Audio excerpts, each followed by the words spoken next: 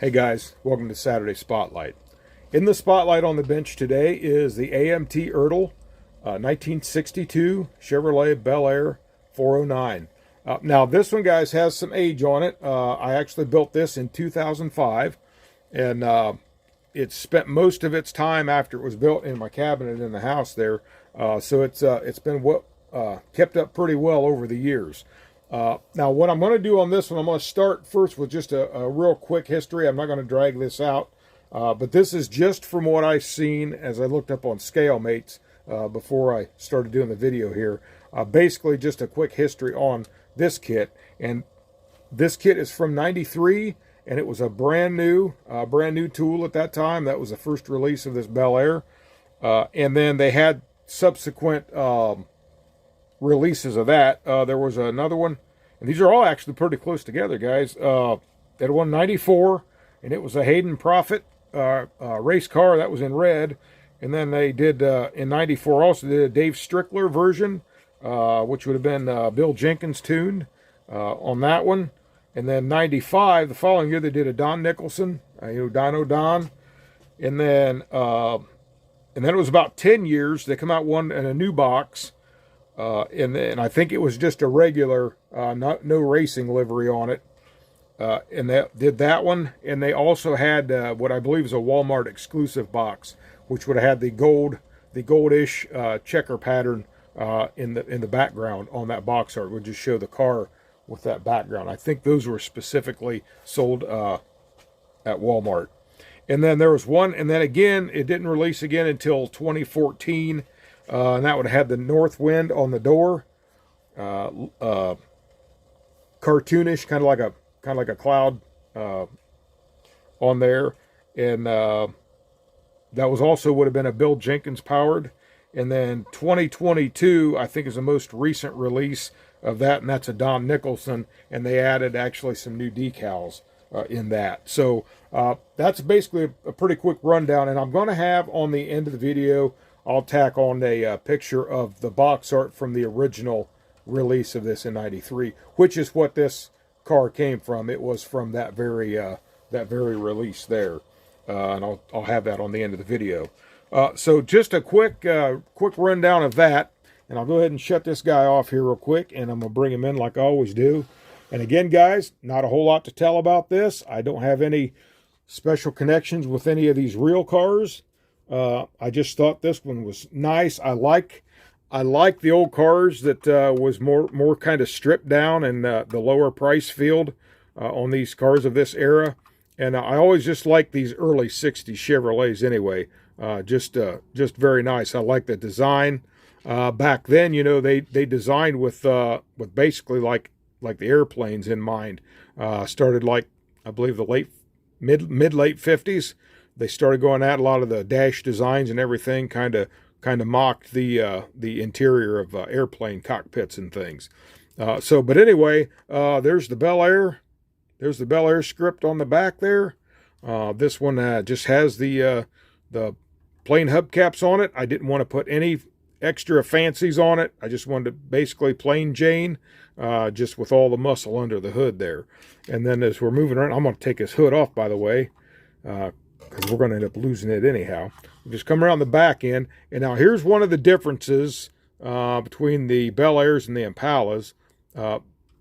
They just had 4 taillights on these Bel Airs. Impala had the extra light here. I think it had a backup light in the middle. And again, guys, I'm not an expert on these Chevrolets, the Impalas, or anything like that. I just know which ones I've always liked, and I have learned some of the differences between those.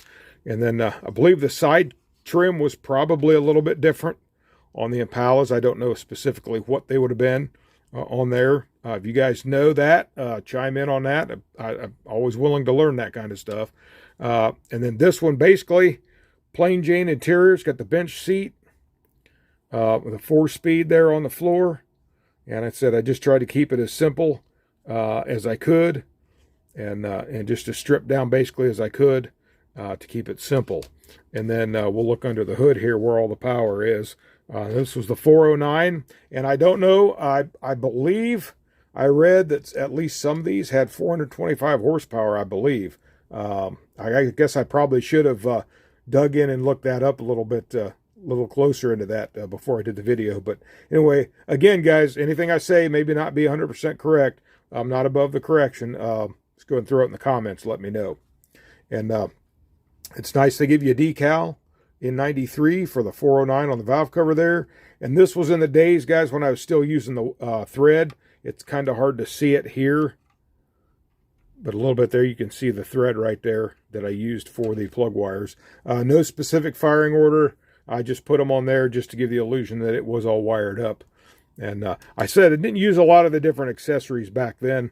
I did build this in 2005, so I was still using just the basic stuff that I had.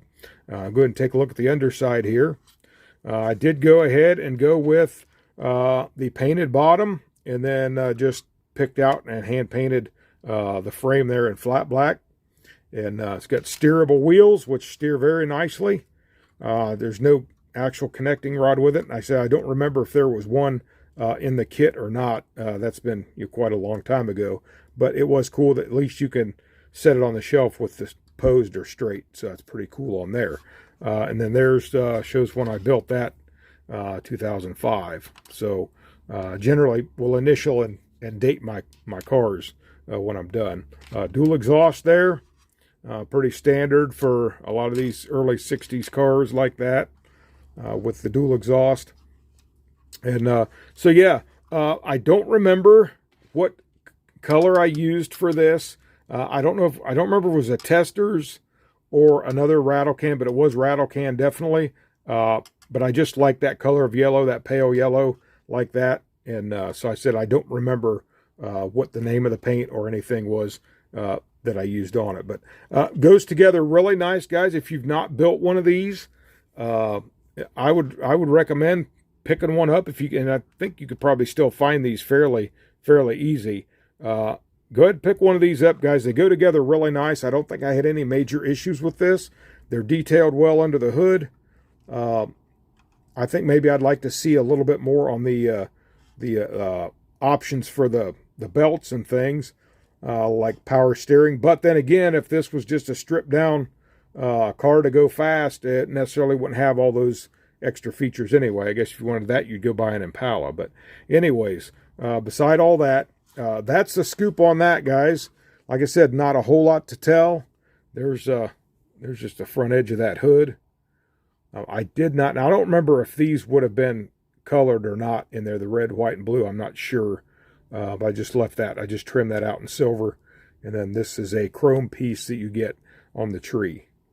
Now, just a little story. This car, in real life, this car actually even gave us a popular song by a popular group. And that was the song by the title of the engine, 409.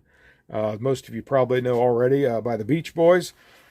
And interesting story. Now, I've got two different reports on this, and I'm not sure which is actually factual, so I'm just going to throw them out there to you, and then you can check that out for yourself too. But the first report that I had heard that actually the engine that you hear revving on the beginning of that song was actually a car owned by a friend of Brian Wilson. Was actually a 352 Ford engine that was doing the revving, and then the other engine noises you hear in the song. But I actually come across something just very recently saying how no, that was an actual 409 that was owned by Dennis Wilson. But I don't know how factual either one of those are. I just thought they was both interesting. If it was, the fact is they have a really real engine sound on the beginning of a song like that, was just too cool. So anyway, well, guys, short as it may be, that's really all I've got on this one for this week. Not a whole lot else to tell. Like I said, I don't have any personal connections with a real car like that, so I can save you at least one story today. Anyway, all right, guys, I guess that's all I've got for now. So until next week, come back and see what we got in the spotlight. So for now, this is Eric from Eric's Model Garage. You guys have a great day. God bless you, and happy modeling.